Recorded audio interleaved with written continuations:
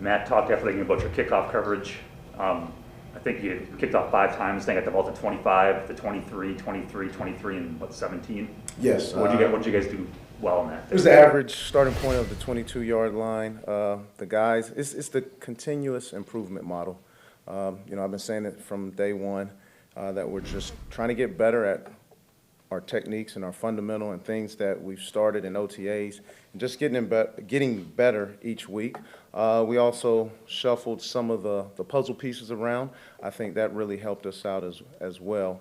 It was sort of like I mentioned last week, kickoff coverage is, it can't be taught. It has to be learned, and they learn it by traveling down the field, avoiding blocks, at a full speed rate, and it's starting to come around for us.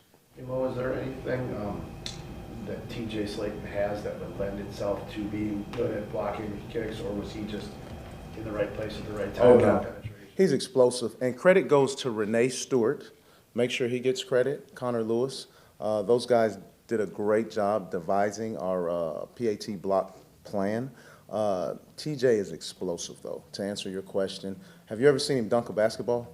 Oh, that guy's phenomenal. So for him, he has what I call hat speed. When the ball snapped, how quick he can get that hat moving forward. So he did a great job executing the plan and then getting his hand up. Hopefully he doesn't put you on a poster or anything if you're standing underneath him while he dunks. No. No, sir. Well, what happened on the blocked field goal that Mason had? Yeah, we had leakage in the interior protection, and the kick came off low.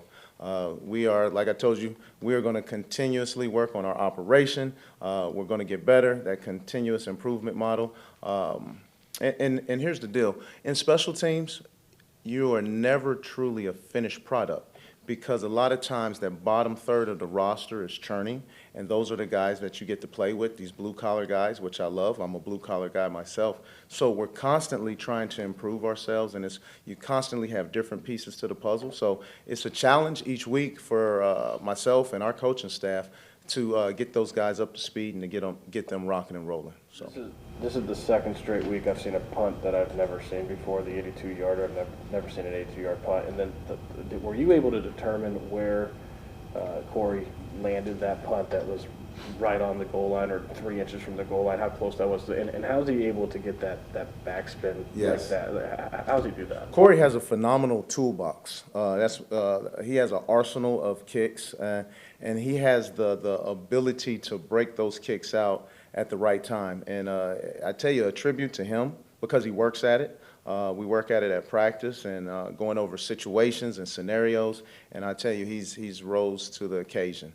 So we're very, very pleased with Corey and how he's attacking his job. Did he make an adjustment at all on the punt from the goal line or from the end zone, because they were right in his face? Right? Sure did. He sure did. I tell you, it was special. I don't want to go into what exactly he did, but he did make the adjustment, and it was heads up, and it was on point. He did a very good job with that. Sir? If he didn't make that adjustment, do you think it would have been? Yes. So, Mo, how much has punting evolved in the time you've been doing this? Because, we saw the Aussie kick come in that wasn't here before, but I don't know if I've seen a guy backspin a punt like that, like Rob hits his wedge on the golf course. Like, he's literally doing something with the kick that causes it to do that. Right? Correct. It's not by chance. It's a design kick. These punters are the things that they can do with their foot is unbelievable right now, and the way they make the ball move and the adjustments that they're making with the wind conditions and things of that nature. I've often said this: we have the best learning laboratory, across the street with all the winds, and in our practices, one-on-one practices. Corey's attacking this wind every day, the elements into the wind, with the wind. So we're just aggressively trying to put it all together. So when times like you saw on Sunday come up, it becomes second nature, and he doesn't have to think about it. It just automatically goes to that. When did you start to notice this kind of shift, though? Like, there's trends, there's more guys going for it on fourth down. I mean, there's all these different trends throughout the league, but When did you start to see this with punters being able to do this? Well, and I reference Pat a lot, Pat McAfee, just being around him, which I tweeted out to him the other day, like, I'm thankful for being around him because he's a GOAT in my opinion. And just, that's when I started learning and understanding the different elements of punt. So I tell you, so that would have been 2000, I'm guesstimating, it all runs together, 16, possibly. When a guy's kicking from the goal line like that or in the end zone, as fans, you probably sit there and just say, kick it as far as you can and get it the hell out of there. But probably not what you're looking for, or is that part of it? What do you want to see there? In the kickoff aspect, or? No, from a punt, I'm sorry. Oh, we definitely don't want it to go in the end zone if we're punting. So if you're punting from your own end zone, like the kick that. Oh, well, typically, coordinators, depending on who they're playing, if they're anticipating a rush, they'll change the protection up front, and they're just going to get the ball out as quick as possible. Would you rather see one super high hang time or one really far, or a little behind? I want the distance to match the hang time.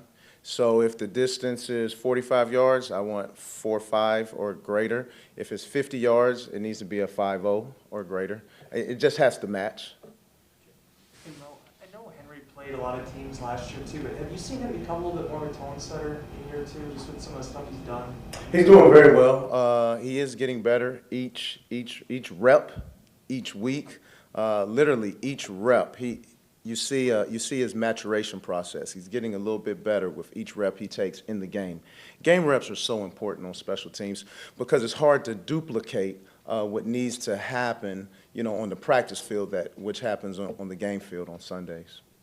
Is St. Brown someone you would have anticipated having as much playtime on special teams, coming out? I know he wasn't on the 53 right away, but if he had been, did you recognize him as a?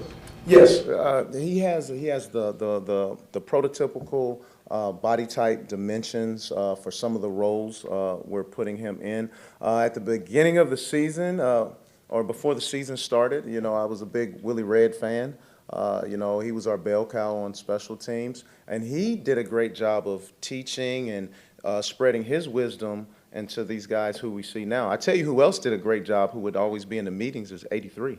He would come to our special teams meetings, and he would impart his wisdom on those young guys as well. So we really believe in a community-based learning style, and those guys have poured into each other. Your best teams are player-led teams, and we try to encourage that.